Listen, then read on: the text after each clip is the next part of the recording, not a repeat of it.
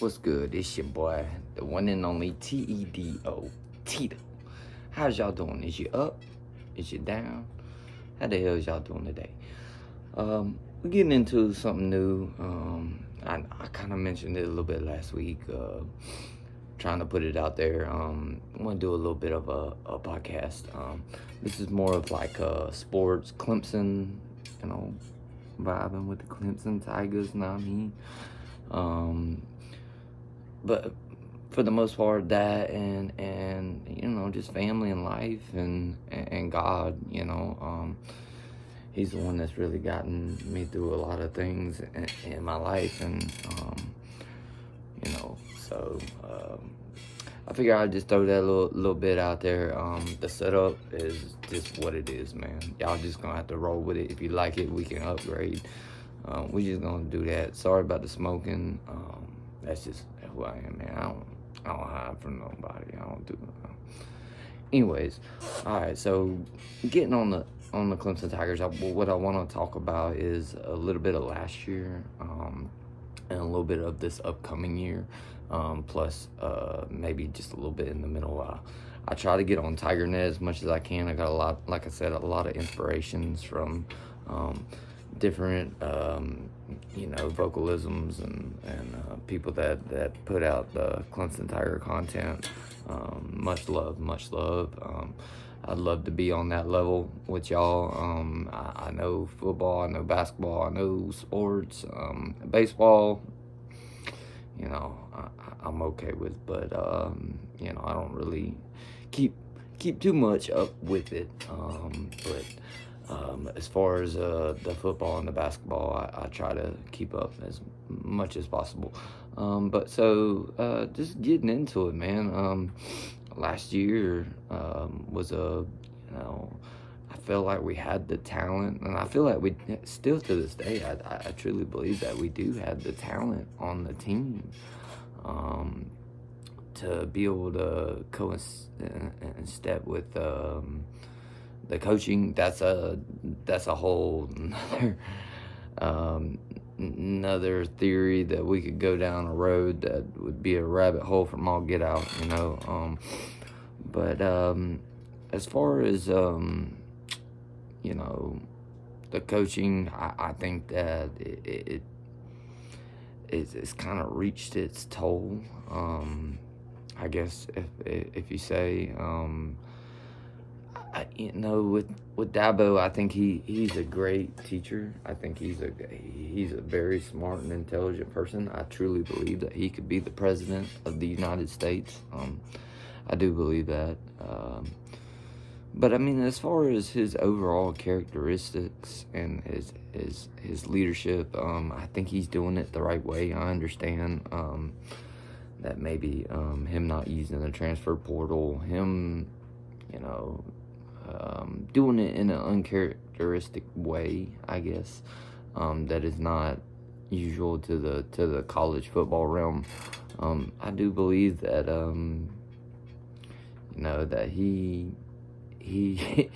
he's got a very intelligent mind when it comes to sports and when it comes to building young character and building young men, young people into men. Let's put it that way. And as far as the way the future of the program's going, I truly believe and trust in him. I know that may not be what some of y'all want to hear, but I do believe that he's doing things that no other coach is doing, and that's truly evolving and building, like I said earlier, these young men, young boys into men, characteristic values of actual life. that to me really means a lot, and that matters, and I'm sure it matters to a lot of the recruits, parents and things like that. I mean, if you really want to break it down,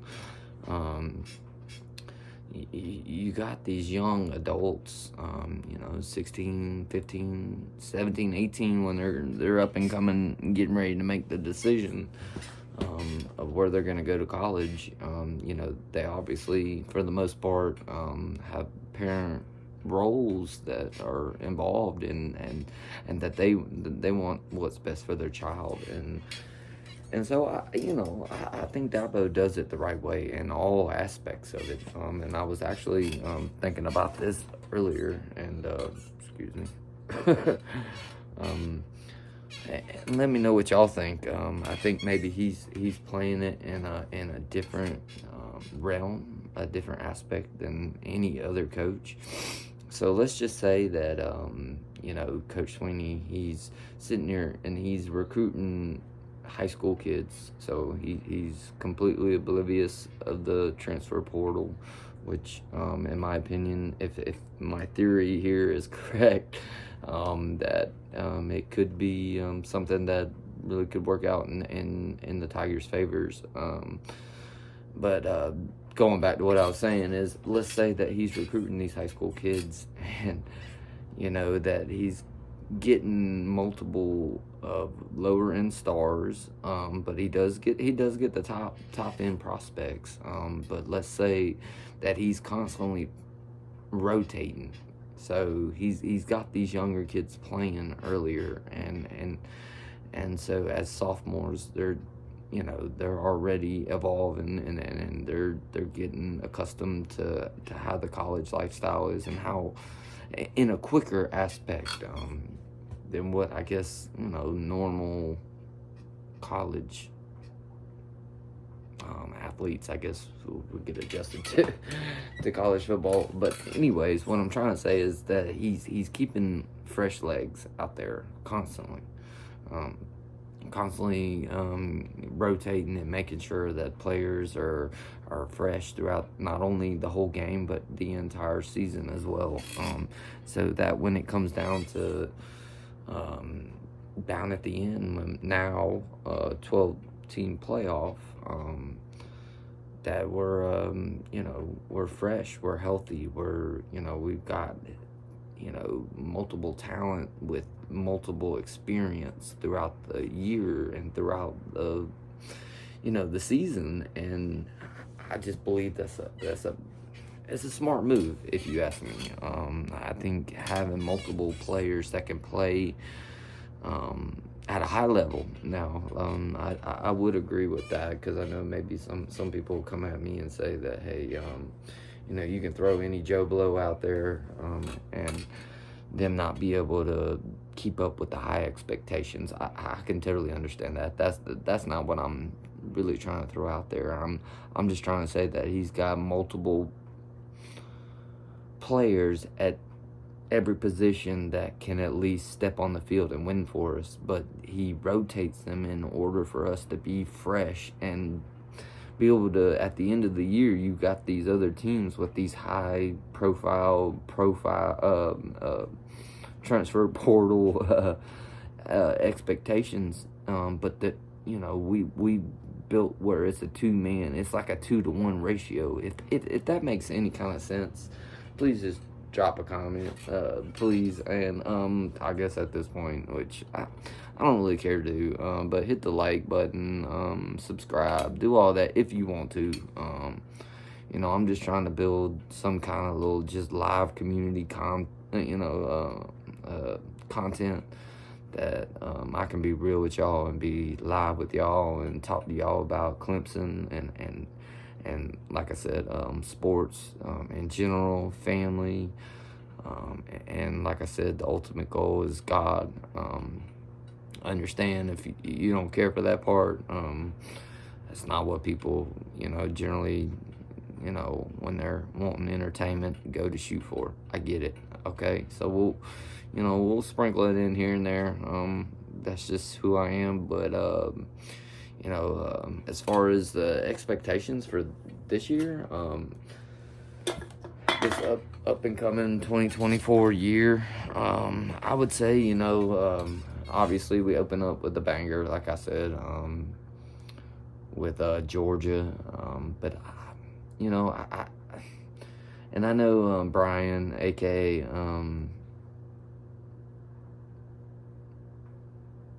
Bobby Durkins. Oh my gosh, sorry, completely forgot the brain part. he's saying that, maybe we should have a couple warm-up games, a couple, little easy dubs kind of type vibes, which I totally get, man. I'm not gonna sit there and say that he's wrong, but at the same time, I want to see us come out, and I want to see us see exactly what we're made of in the first game against one of the top, if not the top, competitors in all of college football. So, I mean, sometimes, yeah, I understand people can get frustrated with starting off with a big, tough opponent, especially in neutral, with it being in Atlanta or in Georgia, whatever you want to say. I mean, it's in the Atlanta Bon Secours, I believe, or whatever it's called, the Benz, the Benz Stadium. But I just, I truly believe that I think it's best for us to start out with hard competition in order to see what are we made of, what are we capable of moving down the course of the season. And I mean, I totally get, hey,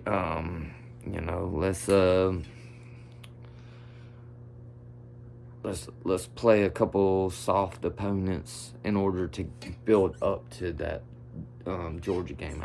I totally understand that. I'm not disagreeing with that. I'm just saying I would like to see us jump right out of the gate and see what we're capable of. What is the season looking like? Why wait?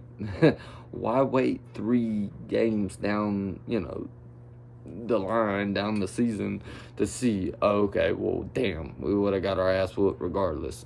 Excuse my language. I'm just saying, I think, with the Tigers that we've got the high expectations, which is well deserved. Obviously within the past 3 seasons, 3 to 4 seasons, we've hit a slump, we've hit a hole, not only in coaching but in recruiting, and then obviously with the NIL and the transfer portal, it's been a whirlwind. It's been a roller coaster, but I believe that this season, if we can get Cade Klubnik on a roll, I think, and I think he's got really high expectations. Just like Brian, and a lot of people have said that him coming in after the Trevor Lawrences, the Deshaun Watsons, of that nature. Those are once in a generation type player. You're spot on about that. You only get those once in a generation. But I just think that I think Cade is capable of taking us to the high promised land. I mean, I do. I think he's capable of taking us to the mountaintop. It's just whether he sticks with the game plan or if he ends up shifting it, because he wants to win so bad.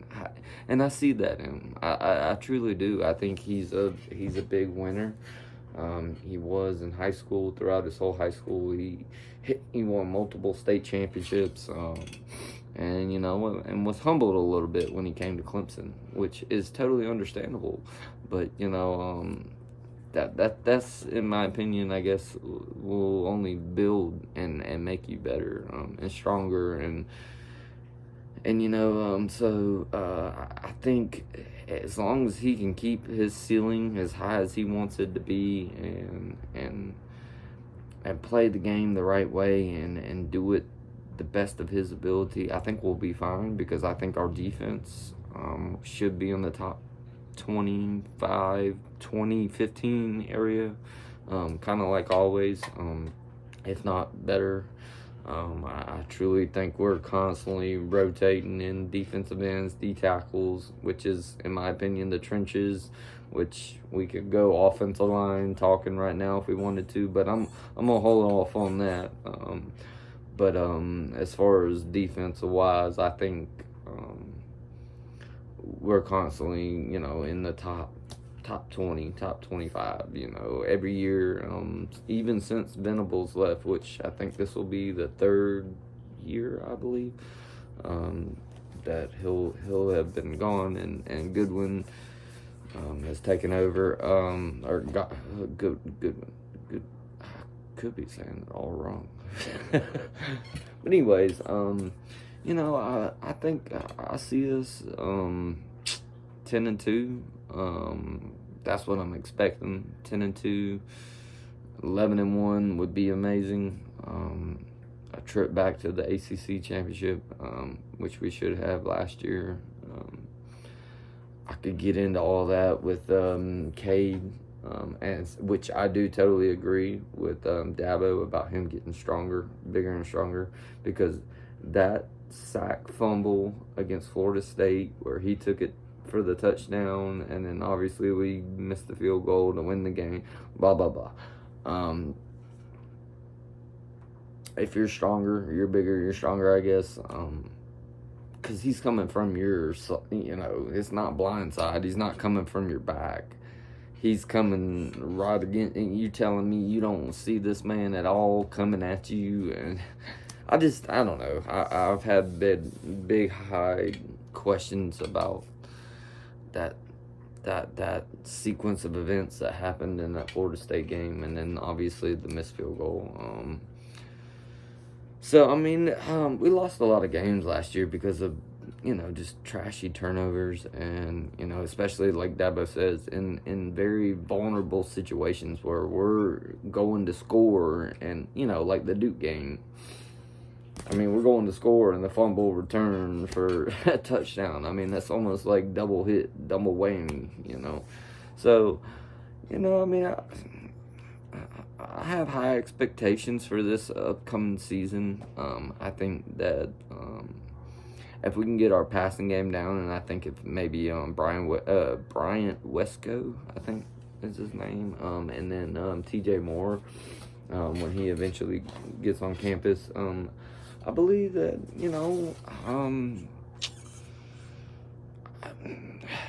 one of them's got to at least have a chance of being like a Sammy Watkins, maybe a T. Higgins type, kind of maybe Mike Williams, like with a little taller, because that's what's killing us down in the red zone. When we, and Dabo was talking about it, we were terrible in the red zone, but we would get inside the red zone.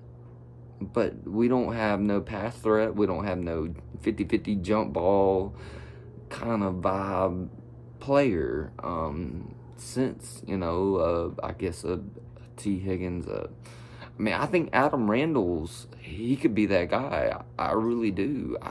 I'm hoping maybe this is his year, that he could be, fully involved in the offense and not as injury prone. And then, and then you got Tyler Brown, you got Antonio Williams, we got weapons. We got some Stellato, I believe, and then you got Brenningstool. And then the second tight end, I can't remember his name right now, but we got some weapons. I don't see why this offense can't take a big step this season. I don't. That's where me and you, Brian, that's where we disagree, and I'm okay with that. Like, I'm a Clemson fan, you're a Clemson fan. I'm totally understandable about being realistic. The coaching staff is, you're 100% correct about that it's just been people that are, loved in the family, that type kind of thing. But, overall, I see Dabo trying to kind of get the wheels turning again. What I was saying to myself earlier tonight before I got on here was that I believe that that we're around that 2010, 2011 season where Dabo kind of took over, in 08 took over. but I feel like we're on the verge of that 13, 14, 15 where it kind of started really trekking up.